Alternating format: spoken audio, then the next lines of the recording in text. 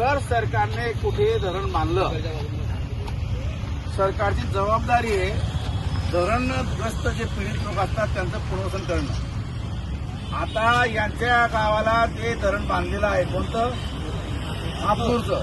त्याला 27 वर्ष झालेली आहे. त्या धरणाचं पूरग्रस्त मध्ये बाधित असं एक दुर्गुडा गाव आहे. मग त्या गावाचे 35 कुटुंब जे आहेत ते पाण्याखाली बुडतात आणि त्या घरांची अवस्था भयंकर वाईट आहे.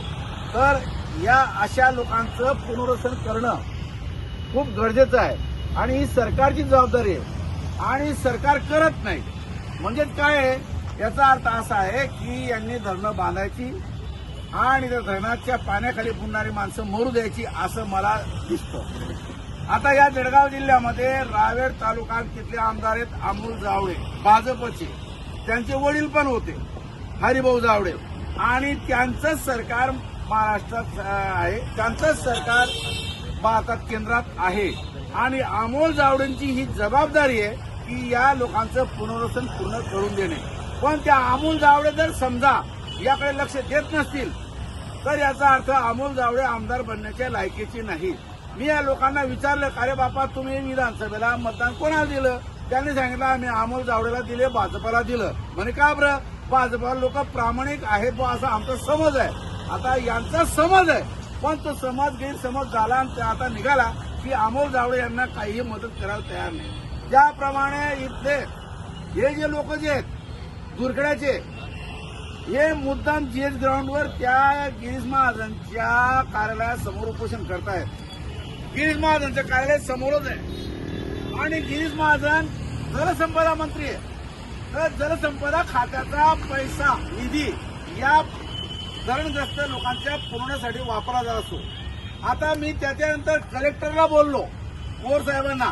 ते म्हणे आम्ही निर्णय घेऊ तोपर्यंत यांनी उपोषण थांबवावं. आता आम्ही असं म्हणतो 27 वर्षापासून प्रलंबित प्रश्न आहे आणि तुम्ही निर्णय घेणारे कोण आहात? तुम्ही निर्णय घेणारे हा जळगावचाच माणूस आहे, जलसमुद्रमंत्री गिरीश महाजन. निर्णय घेणारे कलेक्टरच आहेत. मग हे निर्णय घेण्यासाठी जर समजा माणसं इथे आहेत, त्यांचे डोके इथे आहेत, डोक्यामध्ये मेंदू पण इथे आहेत, मग काय निर्णय घ्यायला हरकत आहे? याला काय तुम्हाला अमेरिकेची का रशियाची चीनची परवानगी घ्यावी लागते का? या ठिकाणी काही नरेंद्र मोदी स्वतः येणार आहे का? राष्ट्रपती स्वतः येणार आहे का? अरे ही जबाबदारी तुमची आहे, निर्णय घ्या. आता इथे एक प्रश्न असा माहीत पडला की आमच्या या दुर्गड्याच्या शिवारामधील काही जे जमीनदार आहेत ज्यांच्याकडे 15 एकर 20 एकर 30 एकर एवढी मोठी जमीन आहे, अशा लोकांकडनं यांनी 1-2 एकर जमीन समजा काढून घेतली आणि या लोकांसाठी 5 एकर किंवा 7 एकर जमीन लागेल.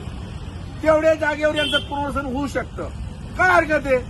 जर समजा शेतकऱ्यांच्यासाठी सिंचनासाठी धरण बांधलं गेलं हातनूरचं आणि त्याचा फायदा त्यांना मिळाला, जर शेतकऱ्यांच्या 15-20 एकरला जर त्याचं सिंचन झालं, त्याचं उत्पन्न वाढलं, मग त्याच्याकडनं 1-2 एकर जमीन घ्यायला काय हरकत आहे की जेणेकरून ज्यांची घरं पाण्यात बुडाली त्यांचं पुनर्वसन करता येईल. आणि म्हणून सरकारने जो काही कायदा बनवला आहे 2016 मध्ये की बा हायवे बनवण्यासाठी, कारखानदारीसाठी, धरणांसाठी आम्ही बळजबरीने जमीन अक्वायर करून त्याचा मोबदला आम्ही 4 पट त्या जमीनधारकांना, शेतकऱ्यांना देऊ. तशा प्रकारे ही मोहीम राबवली पाहिजे.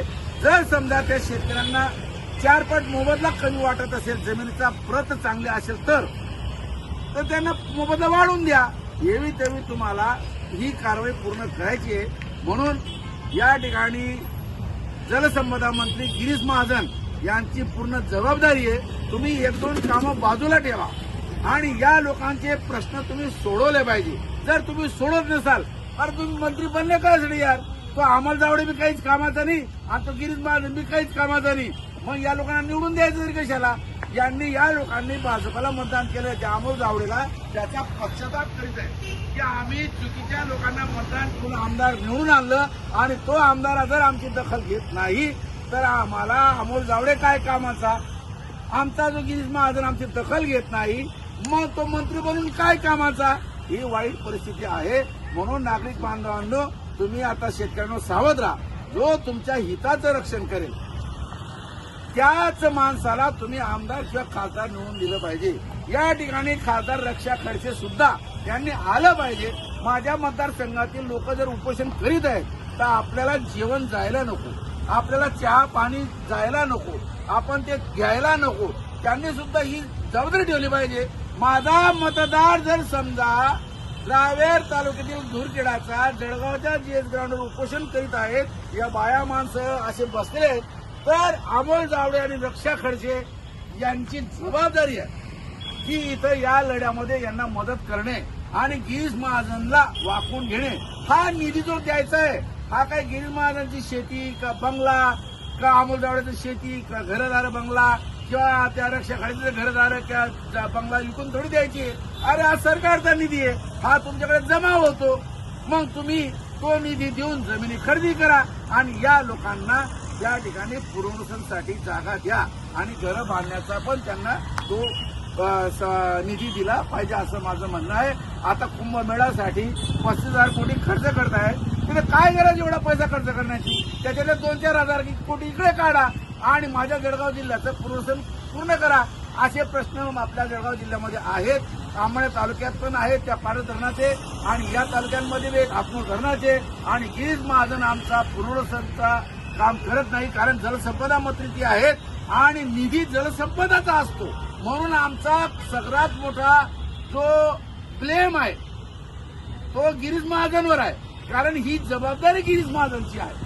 तुम्ही पालकमंत्री बनले, कुंभमेळा मंत्री, अमुक बनले, ढमुक बनले, पण आम्हाला काय कामाचे रे, आम्हाला काय कामाचे?